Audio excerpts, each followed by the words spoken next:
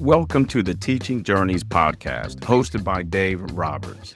Humanity possesses a unique skill, the ability to pass knowledge from one generation to the next. This podcast embraces that ability, offering learning opportunities through conversations with extraordinary guests. Dave aims to leave a positive mark on individuals around the world. So before you dive into today's episode, please share this podcast with your network, including friends, family, and colleagues. And please consider leaving a rating or review. Your support makes all the difference.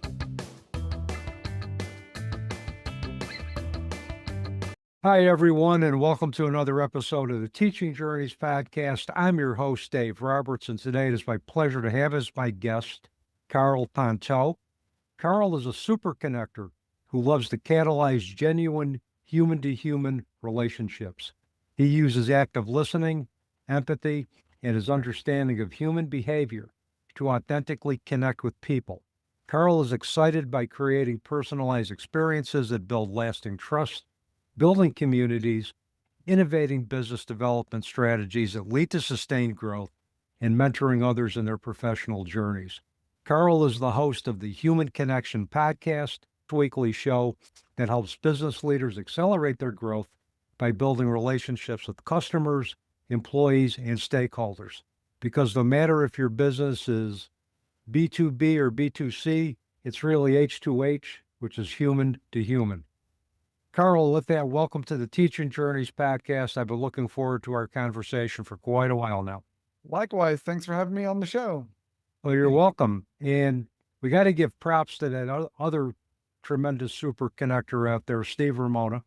Steve takes pride in introducing who he believes will be good guest contributors to other podcast shows. And he introduced you and me. We had a great pre-chat, and we find ourselves here at this moment recording a podcast. So I'm really excited to get going and to hear more about you and your story and what you're doing to make a difference in the world. Thanks. Yeah, Steve's definitely a great guy. And whenever he recommends I meet someone, I'm like, absolutely, because I know it's going to be a great connection. Well, thank you. And yeah, he's got great intuition in terms of hooking up the right people with each other. So, Karl, my first question for you today is tell our audience about the experience or experiences that have shaped your life path and your life passions today. Sure. I mean, I have a quick story that I like to share that gives people the context on the why, the how, and the what that I do. And I've been an artist my entire life. I grew up drawing, painting, sculpting, big Lego kid.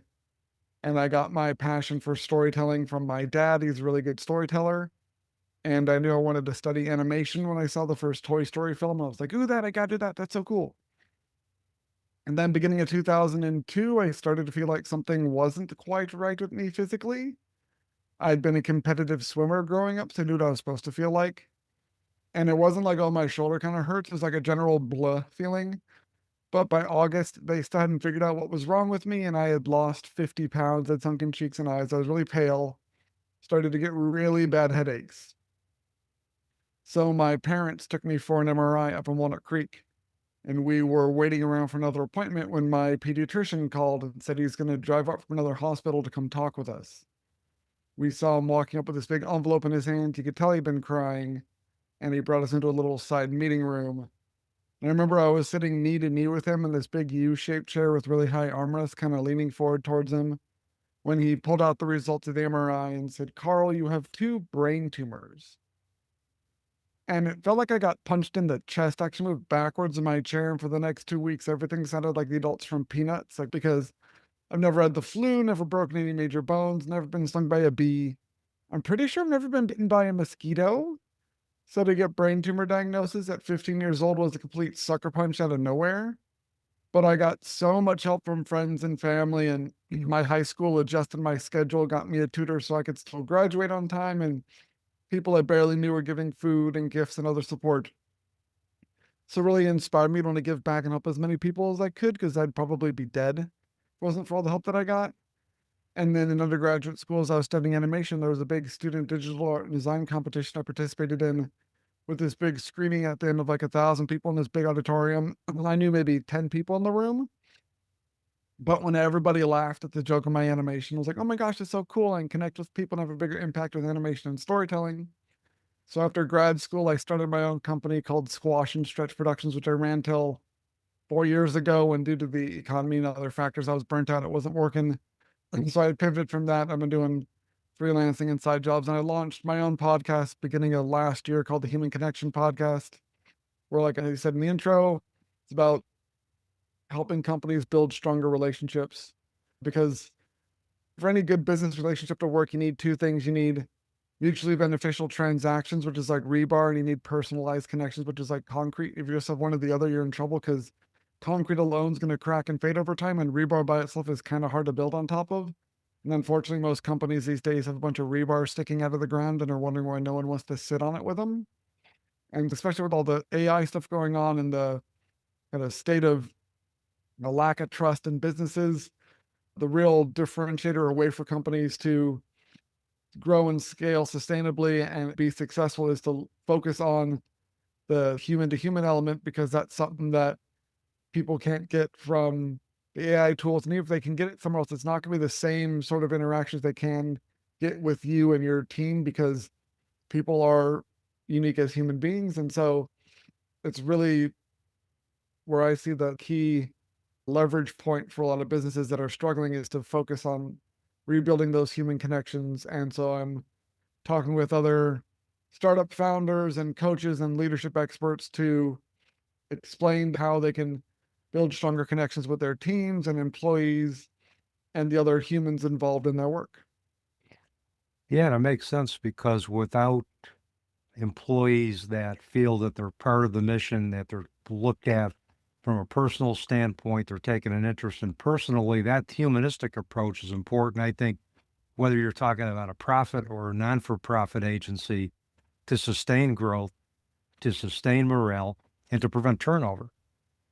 Yeah, and companies that take better care of their employees have clients that are taken better care of by those employees, and they see higher upsells, they see lower churn, they see better word of mouth marketing, they see just all the sort of metrics that and bottom line revenue targets that companies are struggling to achieve and trying to cut corners to get faster and faster at getting those numbers to look right, can be achieved more sustainably and for less investment by investing in these relationships. And the amount companies are losing from the whole quiet quitting phenomenon, where people are showing up, they're filling seats, but they're not doing their best work because they're not feeling engaged, is all stuff that can be solved by leadership and people from the executive level improving the way they show up and build these relationships with their teams, and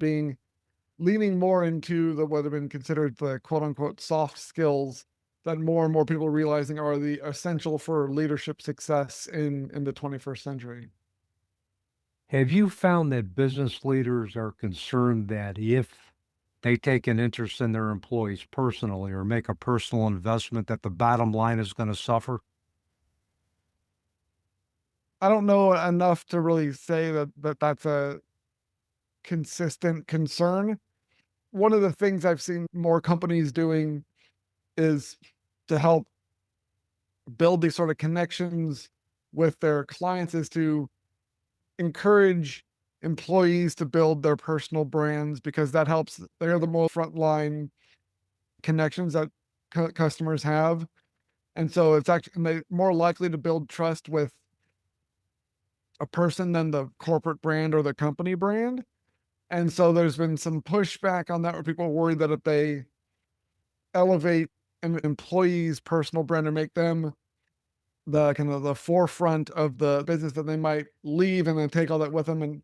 I think the more that employee feels supported by the business, then they're more likely to want to stick around because they have everything they need there. So I think some fear with that aspect of that might be similar to the sort of concerns that we're putting all this money into elevating our employees and they're going to leave, is probably similar to the fear you just raised. But I think it's one that when people have that sense of belonging and psychological safety and that fulfillment from their work that they should be getting from a company that's run well, they're not going to leave for a slightly higher salary or something because they're getting way more holistic joy and what their psychology needs and their life needs from money and all the other work-life balance stuff, that they're not going to jump away for a shiny offer that doesn't offer those same holistic benefits.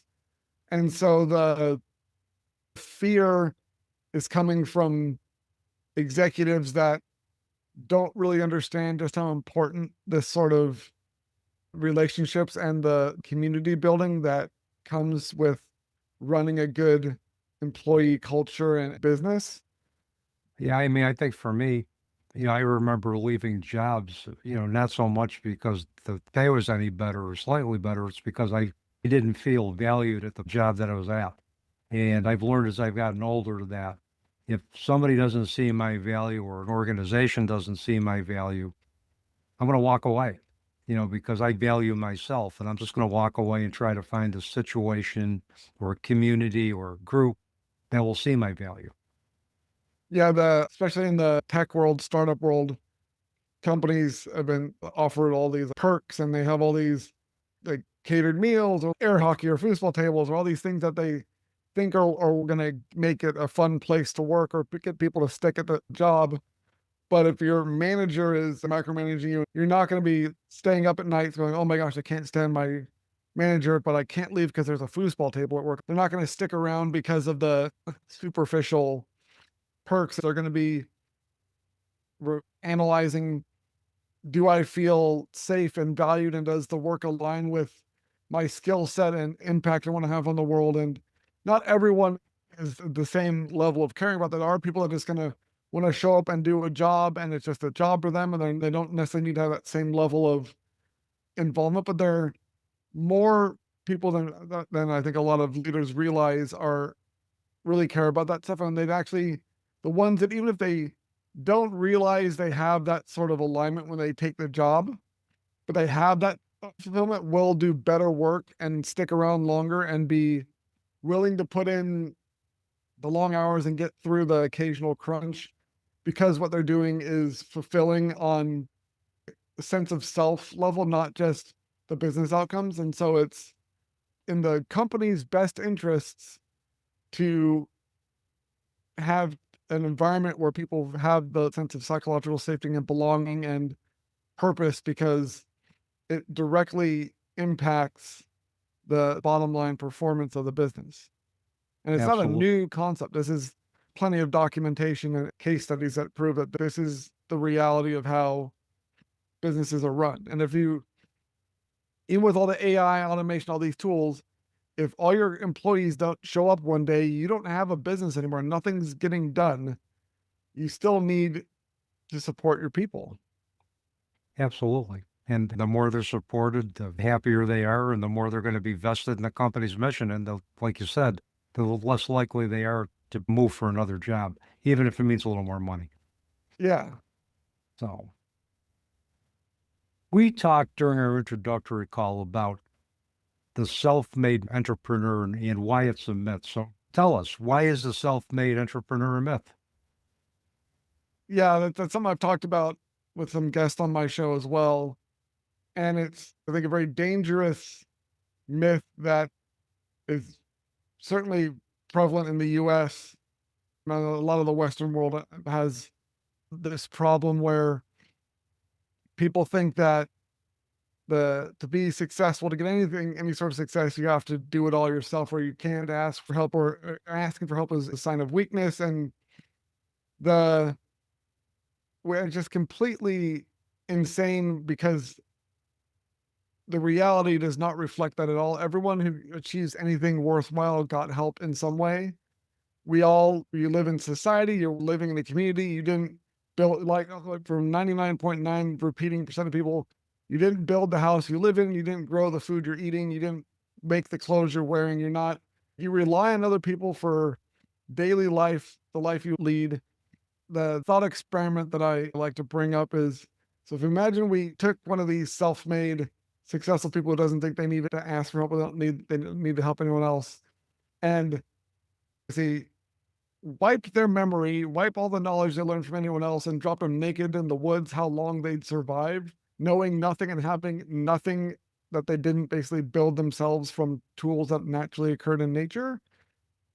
And so far, no one's been willing to take me up on that challenge because they realize we all rely on other people and we need help from other people. And so the myth of the self-made successful person and the idea that asking for help is a sign of weakness, or that we don't need to help other people around us because you got where you are without anyone's help, is just completely insane. And so I think it's used as a way to, or as an excuse for people to not be compassionate for those around them, or as a way to, an excuse to not have to hold others accountable for how they treat other people, or just, there's just a lack of self accountability for standing up for other people in the world or being compassionate.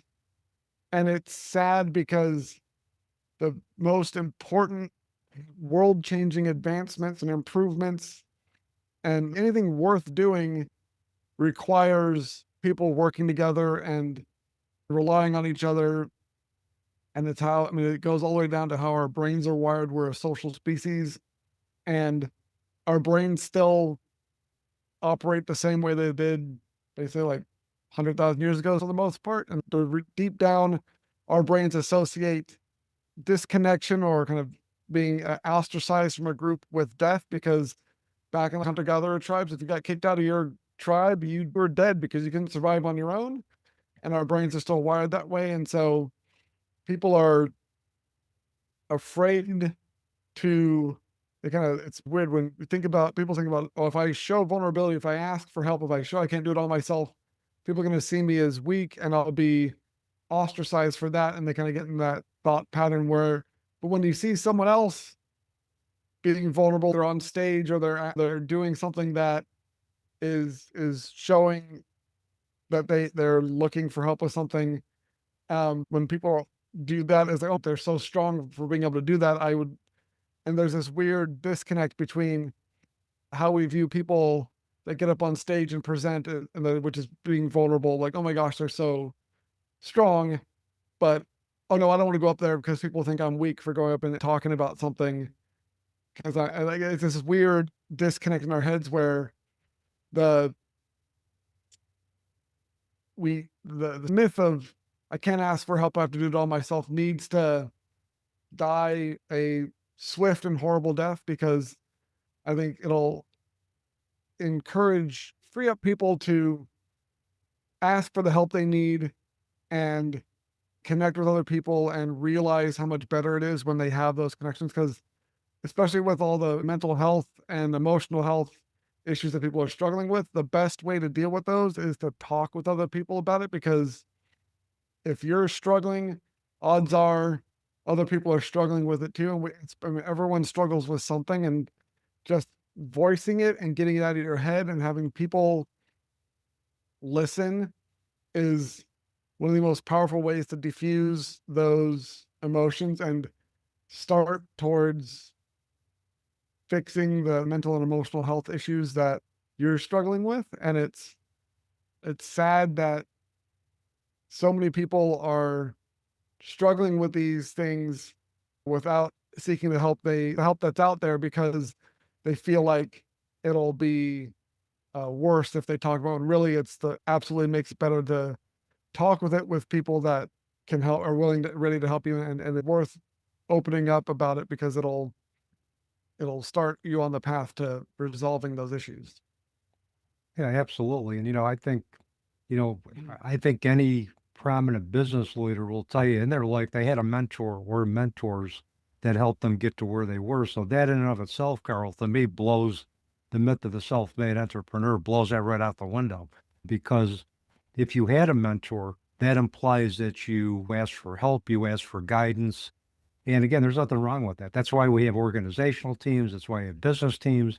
That's why in the mental health space, they have interdisciplinary teams, because not one person can take care of the needs of a client or take a business client or a human service client, but the team together can using their collective strengths to help take care of those individuals who are requesting services from them. But yeah, I mean, as a therapist, and I was a therapist from 1986 till probably 2021 in both the private sector and doing part-time private practice, the stigma around asking for help was very prevalent, which it shouldn't be, because asking for help should be as natural as, breathing. Yeah, and the it's something that I think is a symptom or is made worse by a lot like the state of the education system, especially in the US, where you look at kids when they're young, they're asking all sorts of questions, but eventually as they get through to high school, they kind of stop as many questions because the system or way that the people are taught, they're kind of beaten out of them in a way, or it's kind of that behavior is not rewarded.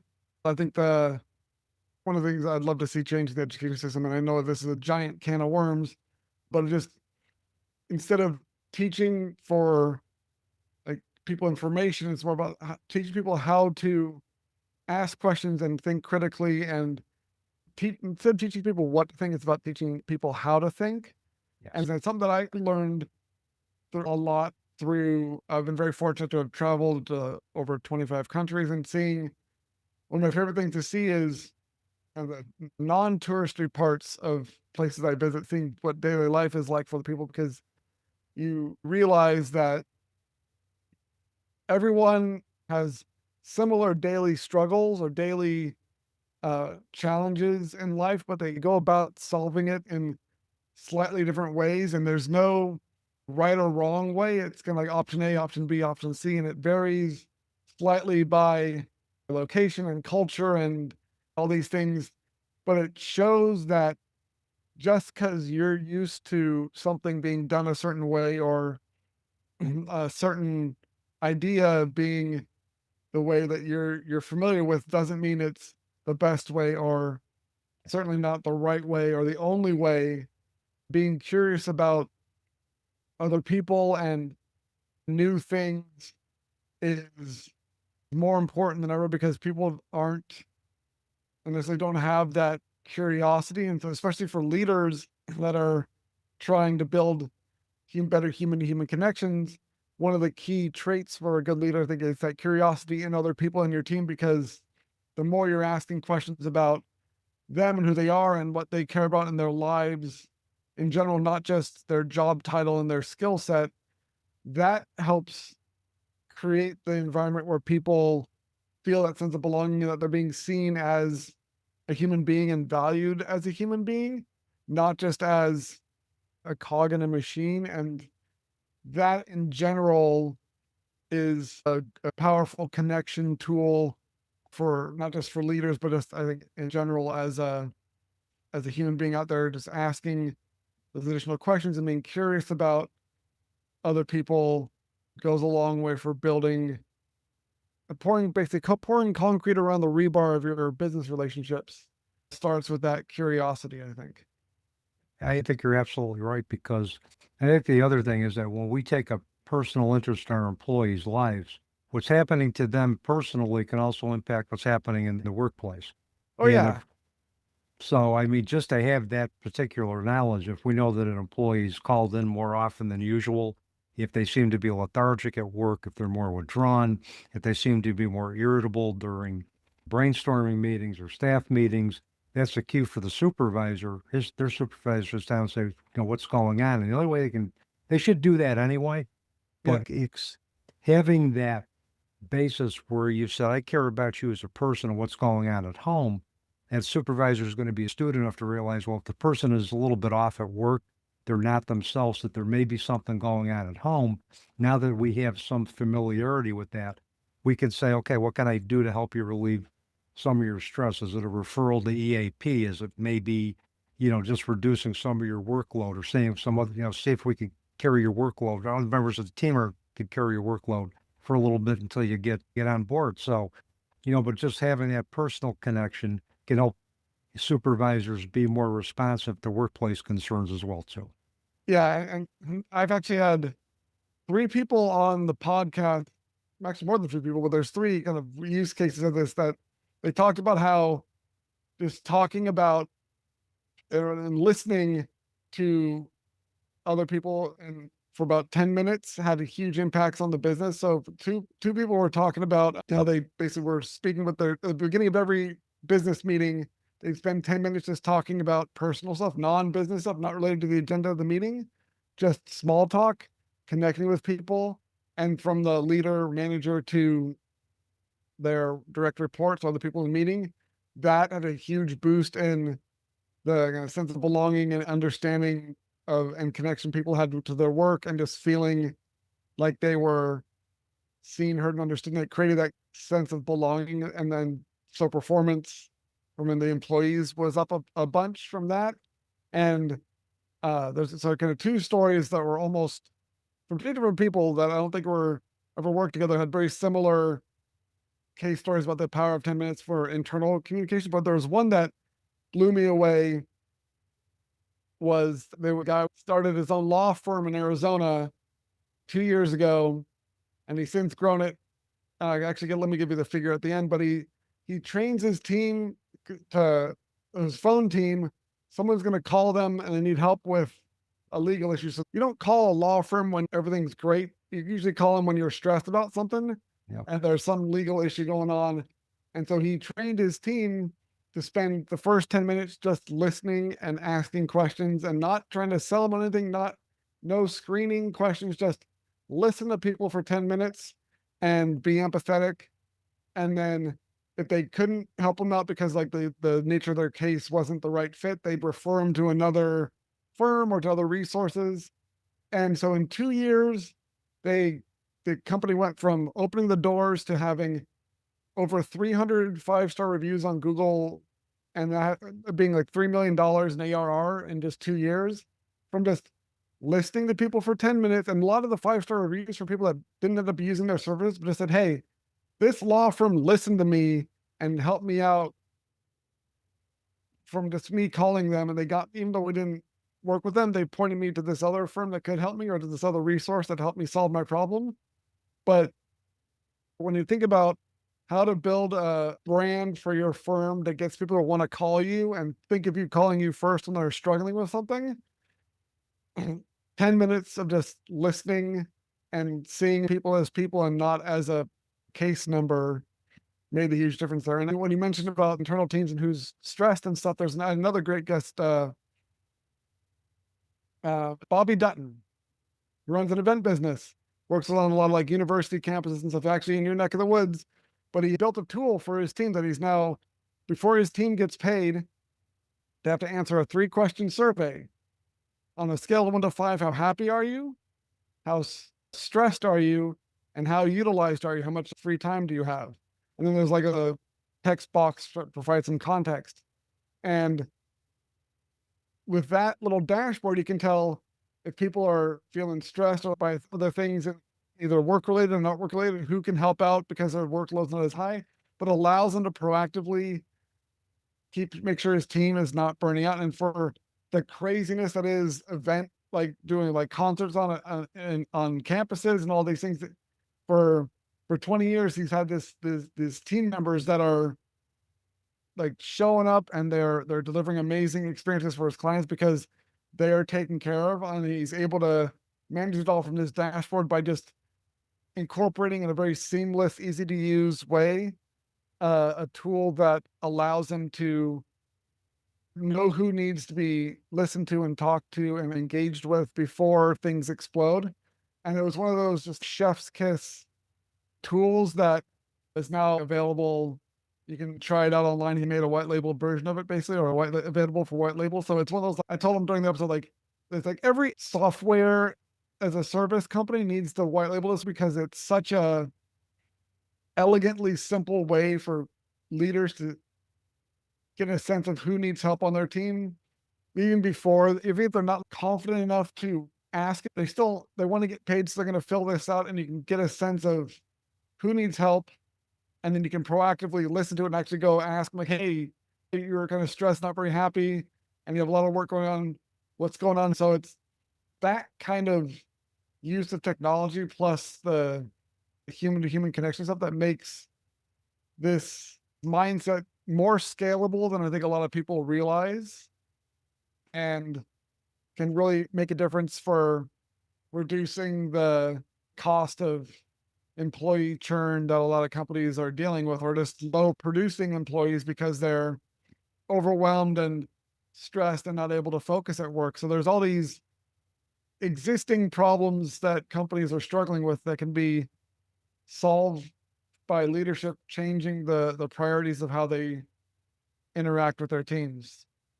Oh, absolutely. And the thing is that listening to me is that one keystone skill that if you can do that well, allow an individual story to come out, you get the full picture. They feel validated. They feel empowered. They feel heard. And that's got to improve morale. And I would imagine there's a relationship between the more stress you're experiencing, the less happy you are. So there's got to be kind of like a correlation with that. Well, But there's the sometimes where they have a big show coming up, people are stressed, but they're happy and their workload's not too high. That's fine because they're still happy, but we got a lot going on because it's a good stress. There's good stress and bad stress in our brains. There's eustress and de-stress. And so he doesn't have separate sliders for each one, but it's as if you're eustress, oh my gosh, we're about to kick off this big concert and so we're really excited. So I'm really happy with how things are going, but there's a lot of things to keep track of. That can be, as long as the workload's not super high for a long time, then it's a good stress. So there can be more types of stress that impact people's capacity than just the bad stuff. I think pretty much everyone defaults to the de-stress, but there is eustress but it's still emotionally taxing and you don't want to be in that mode too long because it can be draining, but it's not always a bad thing to have high stress. It can, provided that happiness is also up. Oh, absolutely. I think, short-term stress or stress that can get mobilized to help individuals achieve goals or help the organization achieve a particular, aspect of their mission, I think is always good. It's prolonged stress that Yeah. tends to be unhealthy for us. But that's, I'm also wondering if there's individuals in a corporation that feel that they're underutilized, if that has anything that's related to their happiness and stress levels as well. So, Yeah. I mean, I think the desire for a lot of people, they want their work to mean something. They want to feel like they're contributing to something. And so they're never feel like they're have enough to do. That can be, uh, in, cause stress and lower happiness.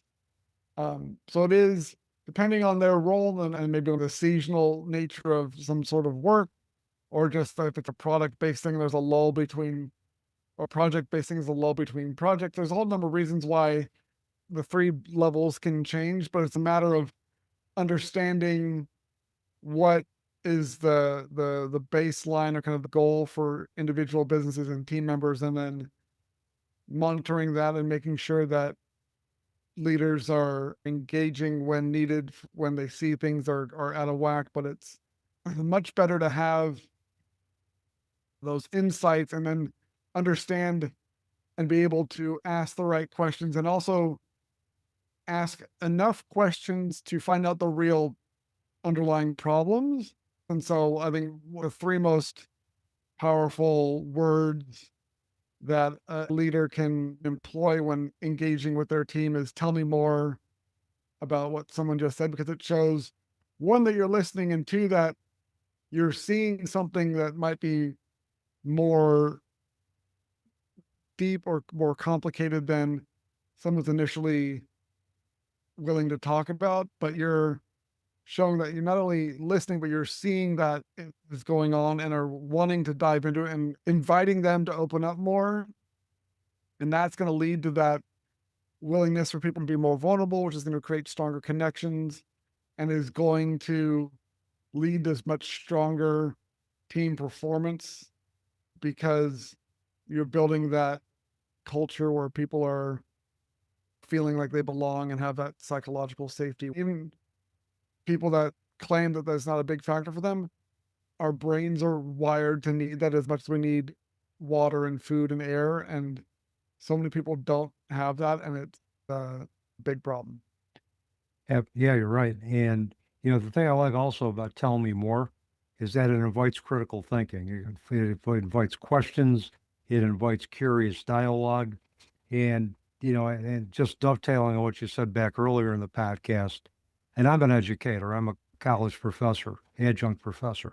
And I believe it's more important or as important for students to come out of my class with some knowledge of developing critical thinking skills by being curious, asking questions, challenging what they hear with me in a respectful way, than just simply taking information that they may or may not apply in their daily lives. I tell my students, challenge me. I don't have all the answers. You don't necessarily need to agree with everything I say because I'm the professor and you're a student. The only way we're going to be able to build a collaborative learning environment is if we do this together, is if we exchange ideas where we can learn from each other. I can't do that if I'm the only one doing the talking. Yeah, and that's the exact same mindset that the successful leaders need these days, because with how fast things change and how much there is that people don't know they don't know in the world, the minute anyone is, but especially a leader, thinks that they have to have all the answers, that they do have all the answers, is the minute they're lost. Because the especially if there's a kind of traditional vertical hierarchy structure to the business where there's multiple levels of reports between an executive decision maker and the people on the front lines who are actually interacting with customers and dealing and seeing the trends as they're happening in real time.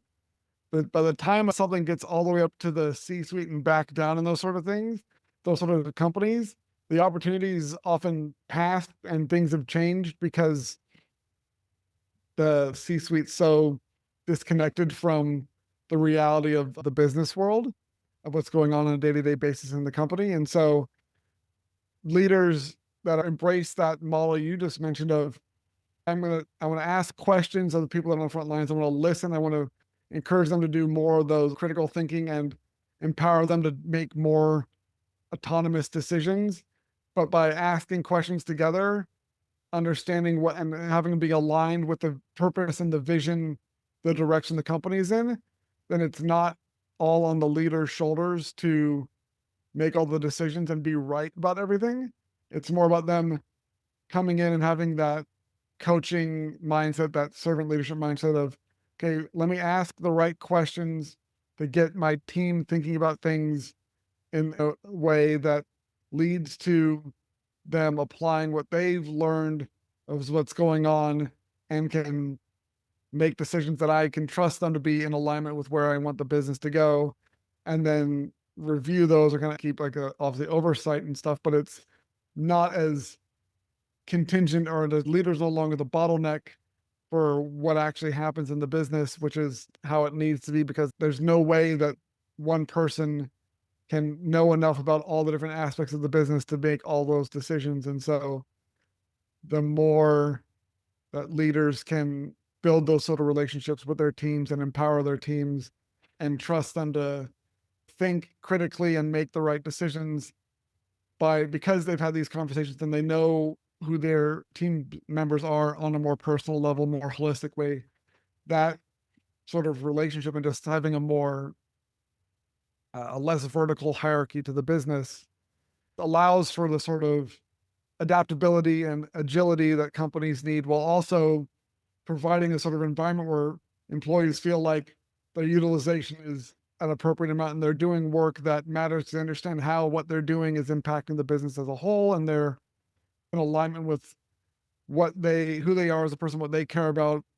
And so there's all these things fit into place to create a company that's going to be way more successful and stay successful for longer, because everyone is able to adapt and work towards the bigger vision that the leadership has pointed them towards, without sitting on their hands and watching opportunities go by because they're waiting for someone else to make all the decisions because the people on the front lines don't really know how everything fits together. So a number of people on the show help companies with these sort of transitions and reshaping everything from the org chart up to transform their business, because so much of the way companies are organized is still this kind of 20th century industrial era, very vertical, top down, kind of militaristic setup that just does not work in the fast paced world anymore. And it's,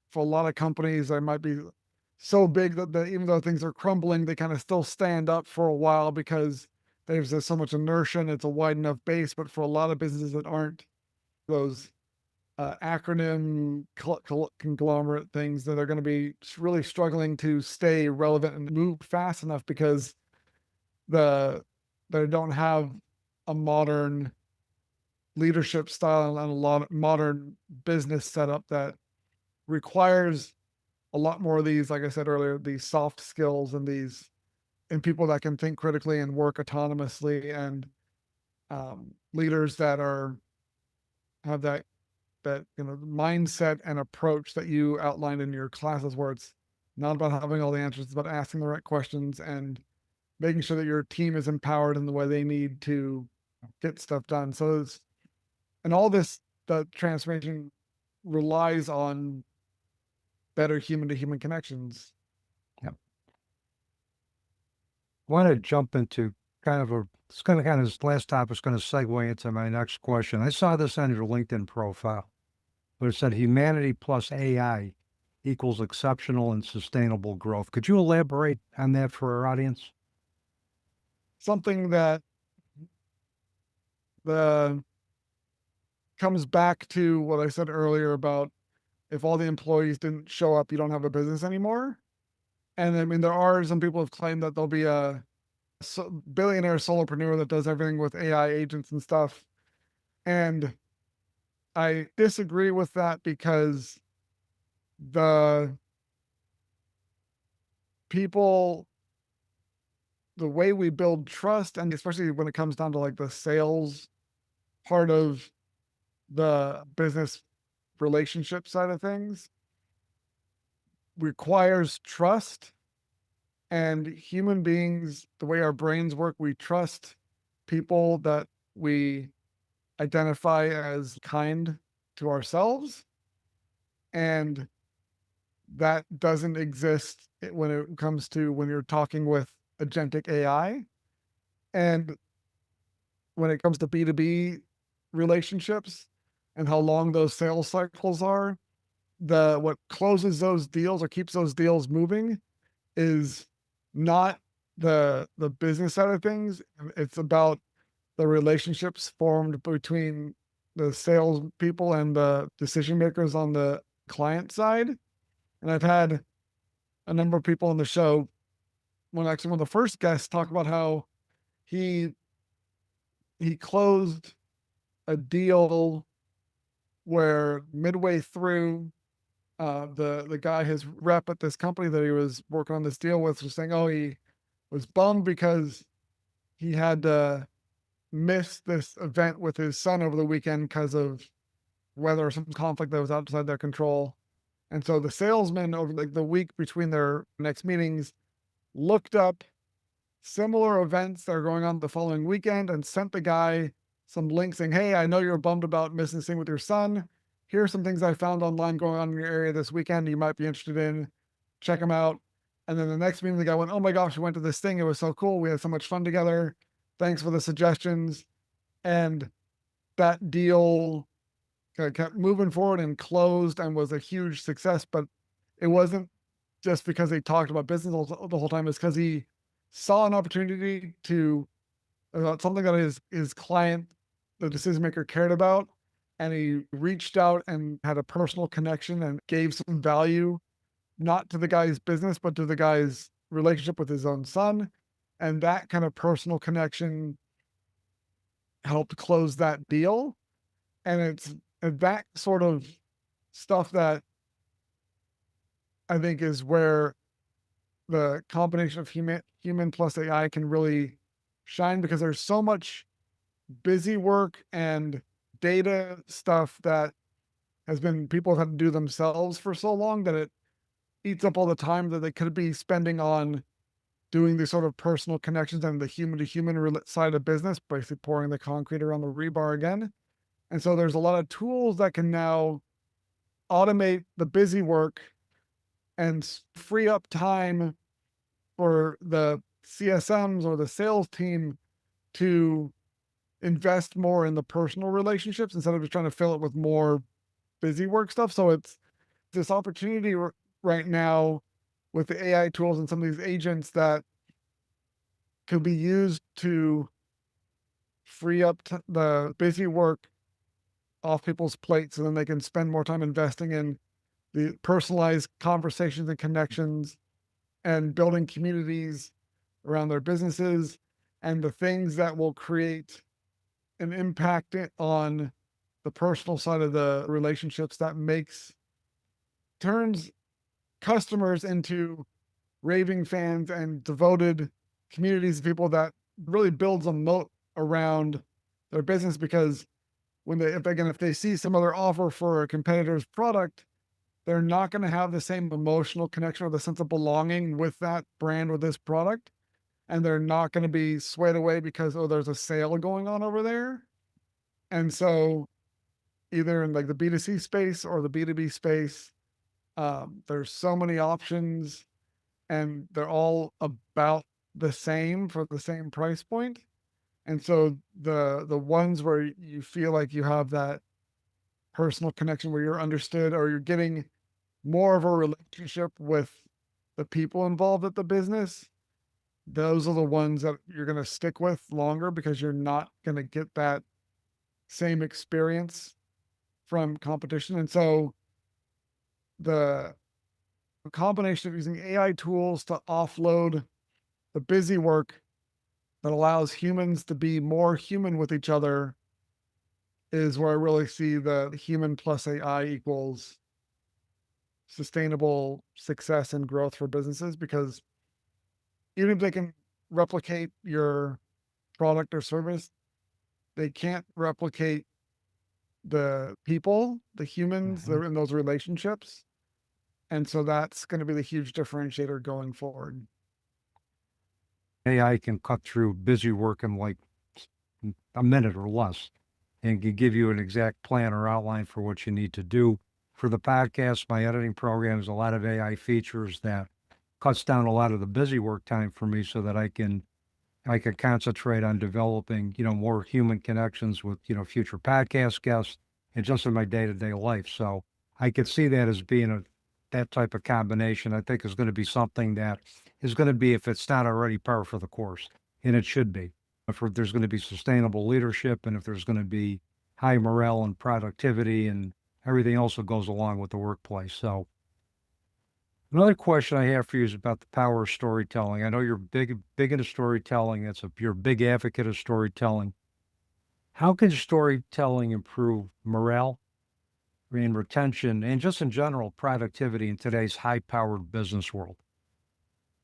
Stories are so powerful because our brains literally can't tell the difference between a story and reality. It's why people like, if you go, there's a horror film and the hero's being chased by a monster and your heart's pounding and you're breathing fast and you're feeling like you're getting chased by a monster yourself. It's because you care about the character and you have mirror neurons and you feel what they're feeling because you empathize with them.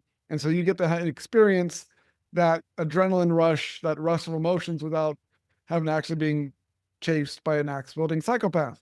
And so if you're trying to get people to feel a certain way or connect with either leadership or with the brand of a company or with a product or with connected in any way, storytelling is the best way to do that, because it draws people in and they're much more likely to stay focused and engage with it and feel something from your message. And as much as we like to think of ourselves as thinking beings that feel, we're very much feeling beings that occasionally think, and we make all our decisions using emotions and just justify them later with logic and reason.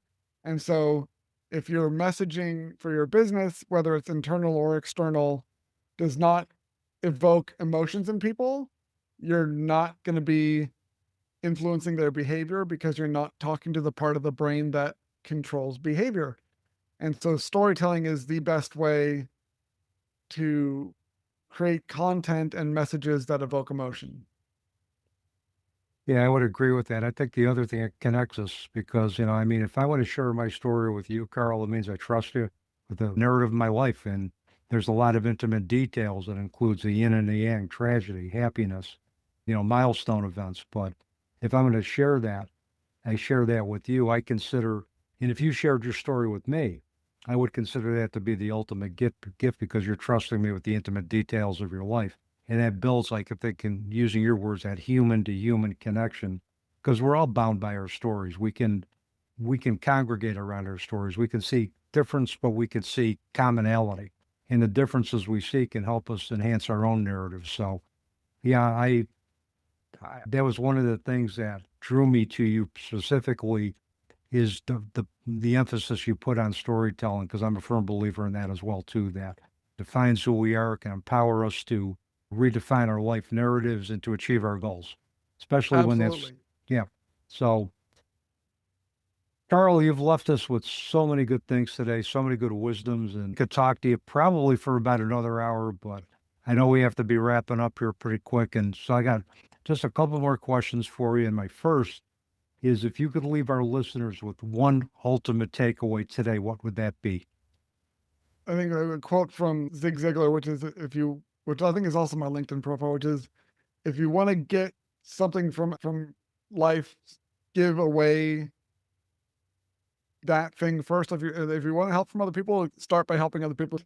It's like give more, and so one thing is start your day by thinking about who can I help today? How can I go out and make someone else's life better?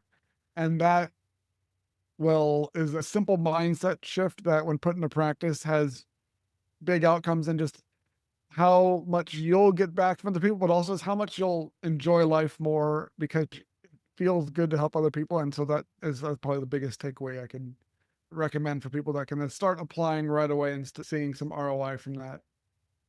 I like that. Help you if you want to help you want to help yourself, help somebody else first. Yep. And it's the way to go from my perception. But my last question, Carl, if individuals want to contact you, follow your podcast, find out more about any services you provide, what's the best way for them to do that? I am the only Karl Pontau, KarlPontau on LinkedIn. So if you look for me on LinkedIn, that's where I spend a lot of time. And you can find links to the podcast and to me on Substack and other platforms if you find me on LinkedIn first. And it's really easy because I'm pretty sure I'm the only Karl Pontau on LinkedIn. Yeah, you have a very unique last name. It actually means bridge too. So the guy is all about human connection and bringing people together. His last name is literally bridge too. So it's a bit of nominative determinism there that I didn't realize until last Labor Day. So I was like, how did I not realize this? My name means bridge too. So, and I'm sure that's a good talking point to get you in the door with a lot of prospective clients too, as well. Look, my name needs a bridge too, so I was destined to do this human to human connection work. So, look, Carl, thank you so much for just a wonderful conversation today. I truly enjoyed it. I hope we can do this again sometime. Likewise, have a good one. You too. And with that, that's a wrap on another episode of the Teaching Journeys podcast. I'm your host, Dave Roberts, wishing you peace.